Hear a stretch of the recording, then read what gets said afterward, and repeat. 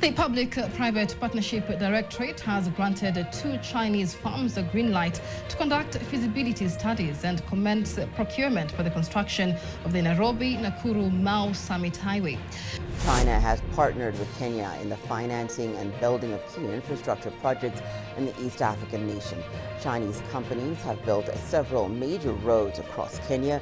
One such road is the Thika-Nairobi Highway, which was constructed in 2005. Now, several infrastructural projects are being constructed by Chinese firms in Kenya and are expected to be completed by mid this year. On November 28, 2025, road crews gathered near Gilgil, Kenya, beside a busy highway. Trucks rolled past in long lines. 2 Chinese state firms stood with Kenyan officials and cameras. They were there to launch a road project worth about $1.5 billion. It was a big return to a big building after a quieter stretch. That road is not just a strip of asphalt. It is part of the main route that links the port city of Mombasa to Kenya's towns inland and onward toward neighbors like Uganda. A port is where ships load and unload goods. If this route is slow, food and fuel cost more farther inland. If it is fast, trade can move. But the most important part was not the bulldozers, it was the deal. This project was set up with a mix of debt and equity, not only a normal government loan. Debt is money you must pay back. Equity is money put in for a share of future earnings. That mix matters because it changes who carries the risk if toll money is lower than expected. This is the question behind that ribbon in Gilgil. Who really pays for Africa's new roads? People often say China is building Africa. That is partly true, but it is also not the whole story. The real story is about money, speed, and hard choices, and it is changing right now. A road is a simple thing, but it decides what a country can sell and what it can buy. For a farmer, a better road can mean less food rotting on the way to town. For a shop, it can mean cheaper deliveries. For a hospital, it can mean faster medicine. When roads fail, prices rise and time is wasted. Across Africa, the need is huge. The African Development Bank says Africa needs about 130 billion to 170 billion each year for infrastructure. Infrastructure is the basic bones of a country: roads, power, water, ports, and internet. When the gap is big, growth slows. When the gap shrinks, jobs and trade can grow. Moving goods can still cost too much on many long routes. A World Bank study of major African transport corridors shows how rules, delays, and weak competition can push costs up, even when the road exists. That is why building a road is only step 1. Keeping it working and keeping the system fair is step 2. So leaders face a tight problem. They need roads now, not in 20 years. But they also need deals they can pay for, even when prices fall or drought hits. That is why the source of money matters as much as the concrete. And that is why China's role became so big. Start with a simple fact. From 2000 to 2023, Chinese lenders provided about 182 billion in loans to African borrowers across 49 countries and regional groups. Much of it went to energy and transport, including roads and rail. These numbers come from a database built by researchers who track lending deal by deal. It is one of the best public maps we have. China did not just send money. It often sent a whole package.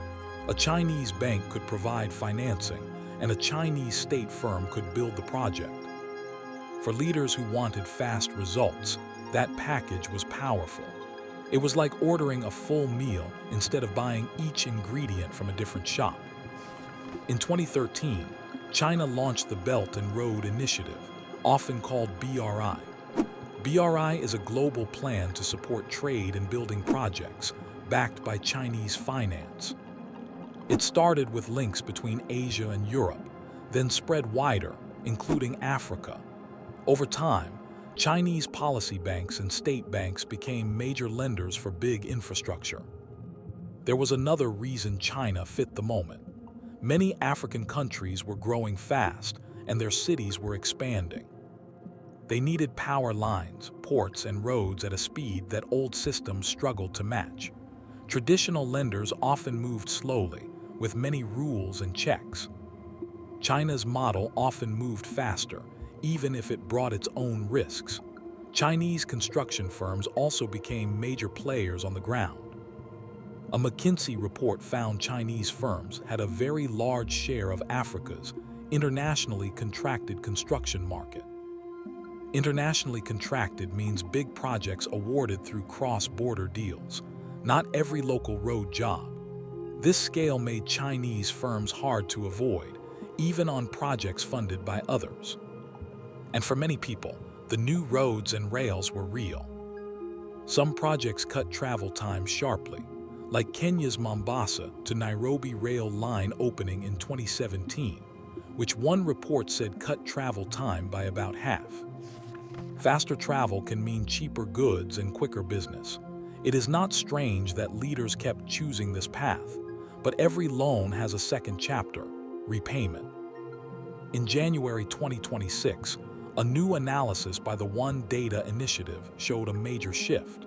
For many African countries, the net flow with China has turned negative in recent years. Net flow means money in, minus money out. When it is negative, a country is sending more back in repayments than it is getting in new loans. That changes politics fast. This does not mean Chinese loans were fake or bad from the start. It means time has passed.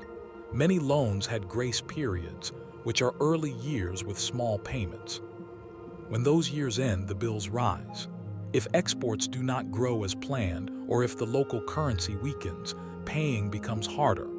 Zambia shows how harsh this can get. Zambia defaulted on its debt in 2020, meaning it could not pay on time.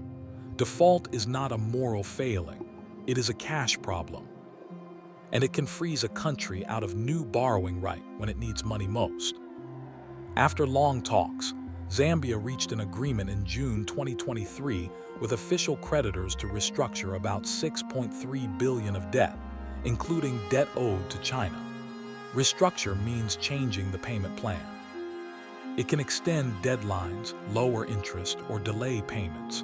The goal is to make the debt sustainable, meaning payable over time. Zambia's case also showed a new world problem. China is a key creditor, but it is not alone. Bondholders, banks, and multilateral lenders can all be in the same puzzle. Getting everyone to accept fair sharing of losses can take years. In the meantime, roads still need repairs, and people still need services. Ethiopia shows another path, with another kind of pressure. Ethiopia asked for debt relief under the G20 Common Framework in early 2021. The Common Framework is a system meant to help poor countries restructure debt in an organized way. But Ethiopia's progress was slowed by war and a shortage of foreign currency. Then, in December 2023, Ethiopia defaulted on its Eurobond. By 2024, the IMF approved a new program for Ethiopia, tied to reforms and debt talks. In 2025, Ethiopia announced agreements with its official creditors to rework debt and provide relief over the coming years. These talks involved a creditor committee co-chaired by France and China. It was a sign that China is not only a lender now, it is also a key negotiator when things go wrong. Angola is different again. For years, Angola used oil-backed loans tied to China. Oil-backed means future oil sales help secure repayment. This is sometimes called the Angola model. In July 2025, Angola's debt managers said the country expected its oil-backed loans owed to China to keep falling as it reduced reliance on that kind of financing. So the pattern is not one single story. In some places, a road loan helps growth and gets paid back. In other places, shocks hit: war, drought, oil price drops, or a weak currency. Then the same loan can feel like a trap. That is why people argue about debt trap diplomacy. Some critics say China uses debt to gain political control or to seize assets like ports. Some researchers push back and say the evidence is mixed, and that restructuring is more common than seizure. They argue many problems come from rushed projects, weak local planning, and global shocks, not a secret plan. The safest view is this: bad debt deals can happen, and the outcomes depend a lot on local choices and global timing. China's own approach is changing, partly because of these hard lessons. In January 2026, Reuters reported Chinese lending to Africa fell sharply in 2024 and is shifting towards smaller deals, more lending in yuan, and more focus on projects that can earn money. Yuan is China's currency. Smaller deals can mean less risk, but it can also mean fewer giant roads. China is not the only player promising big infrastructure money. The G7 launched the Partnership for Global Infrastructure and Investment, or PGII.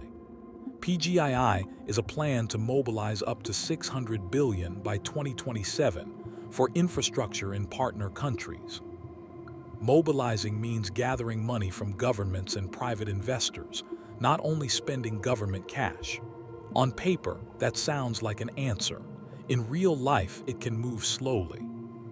Western-backed projects often require long studies, open bidding, and strict rules about the environment and corruption. These rules can protect countries, but they also take time. For leaders facing voters now, time can feel like the enemy. This difference is why China's package felt so attractive for so long. It could move from handshake to bulldozer faster. But speed can hide weak forecasts. A forecast is a guess about the future, like how many trucks will use a new toll road. If the forecast is too hopeful, the math breaks later. So Africa is not choosing between good and bad. It is often choosing between fast and careful, and trying to get both. That search has pushed a new phase: bargaining, mixing money sources, and changing contract terms. We can see that shift in Kenya. Kenya did something unusual in October 2025.